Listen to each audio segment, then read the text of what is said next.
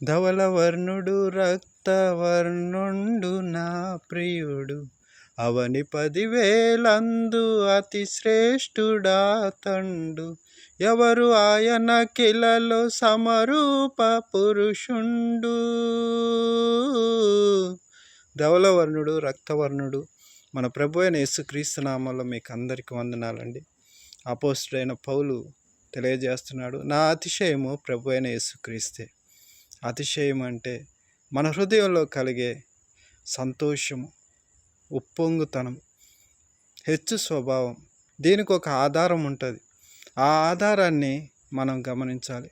ఈ లోక సంబంధమైనటువంటి విషయాలలో మన ధనాన్ని బట్టి, మన గొప్పతనాన్ని బట్టి, అధికారాన్ని బట్టి మనం అతిశయిస్తూ ఉంటాము. అయితే వాక్యం తెలియజేస్తుంది, నా ప్రభు అయిన యేసుక్రీస్తే నాకు అతిశయమని అపోస్తలుడైన పౌలు తెలియజేస్తున్నాడు. అంటే మనం దేనిని ఆధారంగా చేసుకున్నామో దానిని బట్టి దేవుడు సంతోషిస్తాడు. దీనిని గురించి మీకు ఒక ఉపమానం తెలియజేస్తాను. ఒక ఉన్నతమైనటువంటి సేవ చేసే 2 వ్యక్తులు ఆ సమాజంలో అగ్రపీఠాల మీద కూర్చొని ఉన్నప్పుడు, మొదటివాడు వచ్చి తన యొక్క గొప్పతనాన్ని తెలియజేస్తూ తాను చేసినటువంటి సేవా కార్యకలాపాలన్నిటిని కూడా తెలియజేశాడండి. అవన్నీ తెలియజేసి తనను తాను పొగుడుకొని వాటి అంతమున నేను పొందిన ఈ శక్తి చేత, బలము చేత, మా పితరులు ఇచ్చినటువంటి ధనాన్ని బట్టి, నేను పొందిన జ్ఞానాన్ని బట్టి ఇవన్నీ చేశానని తనను గురించి తాను చెప్పుకొని దానిని ముగించాడు.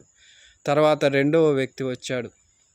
అతడు దేవుణ్ణి మహిమపరిచి తాను చేసిన కార్యకలాపాలన్నిటి కూడా ఆ గ్రామంలో చేసిన సేవను గూర్చి తెలియచేసి దాని అంతమున నేను దేవుడు అనుగ్రహించిన కృపను బట్టి ఇవన్నీ చేశాను, ఇలా చేయటానికి నాకు అనుగ్రహించినటువంటి మీరందరూ కూడా నాకు సహకరించారు కాబట్టి ఆయన మిమ్మల్ని నాకు అనుగ్రహించినందుకు, నేను ఈ శక్తిని పొందినందుకు ఆయనకు కృతజ్ఞతాస్తుతులు చెల్లిస్తున్నానని దేవుణ్ణి మహిమపరిచాడు, కృతజ్ఞత చూపించాడు. వీరిద్దరిలో కూడా 2వ వాడు దేవుని యందు అతిశయించినట్లుగా మనం గమనిస్తాము. మొదటివాడు లోకాన్ని బట్టి, లోకంలో తాను పొందిన ధనాన్ని బట్టి, అధికారాన్ని బట్టి అతిశయించినట్లు మనం గమనిస్తాము. కాబట్టి ప్రియులారా, గుర్రముల బలమునందు కానీ, నరుల కాలి సత్తువయందు కానీ ఆయన ఆనందించేవాడు కాదు. ఆయన యందు భయభక్తుల కలవారి యందు ఆయన ఆనందిస్తాడు. మన అతిశయము ప్రభు అయిన యేసుక్రీస్తు ద్వారా దేవుణ్ణి మనం ఆధారంగా చేసుకోవాలి.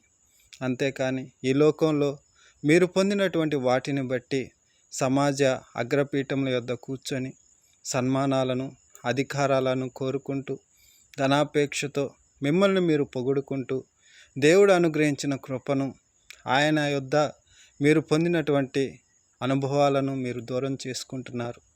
అటువంటి స్థితి మీలో కలగకుండా మీరు ఏ స్థితి యందు ఉన్నారో మీకు కలిగిన ప్రతి విషయంలోనూ దేవుణ్ణి అతిశయంగా చేసుకోండి.